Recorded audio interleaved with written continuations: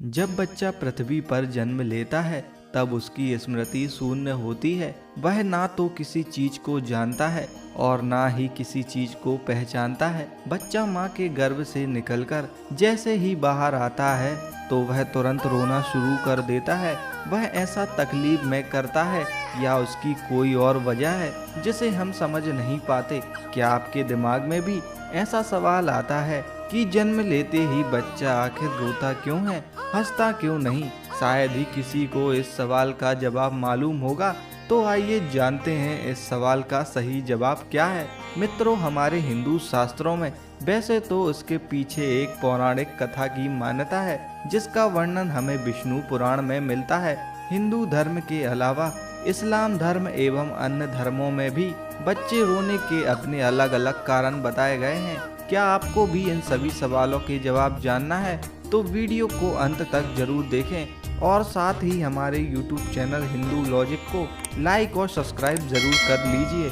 तो मित्रों, आइए जानते हैं कि बच्चे रोने को लेकर वैज्ञानिक दृष्टिकोण क्या है और उसके बाद हिंदू शास्त्रों में उस पौराणिक कथा को जानेंगे जिसका वर्णन विष्णु पुराण में मिलता है। लेकिन उससे पहले हम जानते हैं कि मेडिकल साइंस के अनुसार शिशु के जन्म लेते ही रोने का कारण। मित्रों, मनुष्य के नए जीवन की प्रक्रिया पुरुष और स्त्री के समागम के साथ शुरू होती है, जिसके परिणाम स्वरूप जीव को एक नए शरीर के रूप में स्त्री के गर्भ में स्थान मिलता है। जब तक शिशु माँ के गर्भ में रहता है तब तक वो सांसारिक दुनिया से अनजान रहता है। माँ के गर्भ में वह जीवित तो होता है लेकिन सांस नहीं लेता। बच्चे के फेफड़े तो बन जाते हैं लेकिन वह उपयोग में नहीं रहते। उसके शरीर का पोषण माँ से जुड़े गर्भनाल से होता है। बच्चा माँ के गर्भ में एक पतली झिल्ली के अंदर बंद रहता है। उस झिल्ली के अंदर एक तरल पदार्थ भरा होता है। इस तरल पदार्थ को साइंस की भाषा में एमनियोटिक फ्लूइड कहते हैं। यह तरल पदार्थ बच्चे के मुंह, नाक, श्वासनली और फेफड़ों में पहुंच जाता है। लेकिन जब तक बच्चा माँ के गर्भ में रहता है तब तक इस तरल पदार्थ से बच्चे को कोई नुकसान नहीं पहुंचता, बल्कि इस तरल पदार्थ की वजह से बच्चा माँ के पेट में सुरक्षित रहता है। प्रसव की प्रक्रिया माँ और बच्चे दोनों के लिए बहुत ही कष्टकारी होती है। बच्चा बहुत सक्रिय मार्ग से निकलकर संसार में आता है। जिस पल बच्चा माँ के गर्भ से निकलकर बाहर इस संसार में आता है तो उसके आसपास का वातावरण बदल जाता है। इस समय शिशु को जीवित रहने के लिए श्वास की जरूरत होती है। शिशु के फेफड़े पहली बार काम करना शुरू करते हैं, लेकिन वही तरल पदार्थ पहले से ही भरा होता है जिसे उसके शरीर से बाहर निकालना बच्चे के स्वास्थ्य के लिए जरूरी होता है। इसलिए डॉक्टर बच्चे की डिलीवरी होते ही गर्भनाल को काट देते हैं और बच्चे के पैरों को पकड़कर उल्टा करके उसके मुंह में एक नली डालकर फेफड़ों में भरे तरल पदार्थ को बाहर निकाल देते हैं। इसी असहनीय स्थिति में बच्चा पहली बार रोता है। रोने के तुरंत बाद ही बच्चा एक गहरी सांस लेता है जिससे हवा फेफड़े के अंदर प्रवेश करती है और बच्चा सांस लेना शुरू कर देता है। इसलिए बच्चे का पहली बार रोना बच्चे के स्वस्थ होने का संकेत देता है।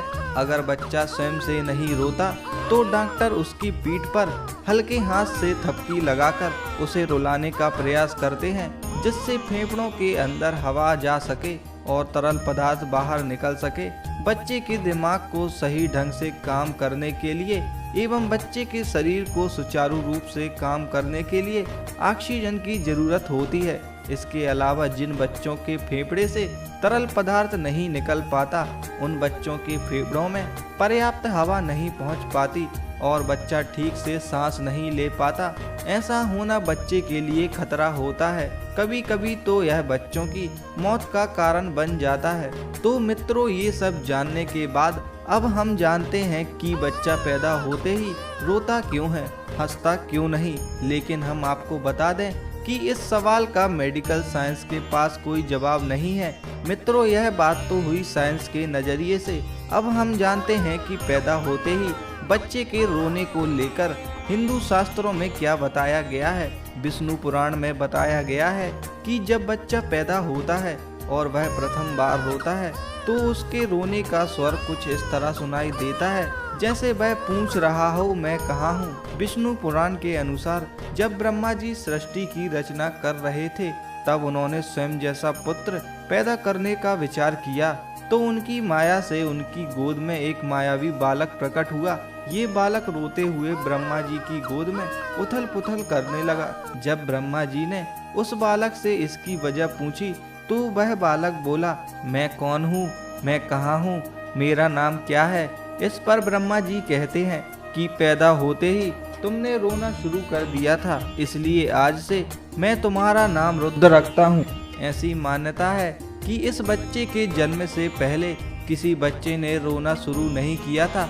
पौराणिक मान्यता के अनुसार तभी से जन्म के बाद बाकी बच्चों में रोने का नियम बन गया, जबकि इस्लाम धर्म में यह मान्यता है कि जब बच्चे का जन्म होता है तब शैतान उसके पास आता है।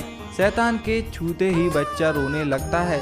इसलिए कुछ ऐसी मान्यता है कि जब बच्चा पैदा हो जाए तो तुरंत उसके दाएं कान में अजान और बाएं कान में इमामत पढ़नी चाहिए ताकि बच्चा शैतान के डर से महफूज अल्लाह की पनाह में रहे और जन्म लेते ही अपने अल्लाह का नाम सुन ले। तो मित्रों, जन्म लेते ही बच्चे क्यों रोते हैं, इसका पता क्या आपको पहले से ही था या नहीं, हमें कमेंट करके ज़रूर बताएं। आशा करता हूँ कि आपको हमारी ये वीडियो ज़रूर पसंद आई होगी।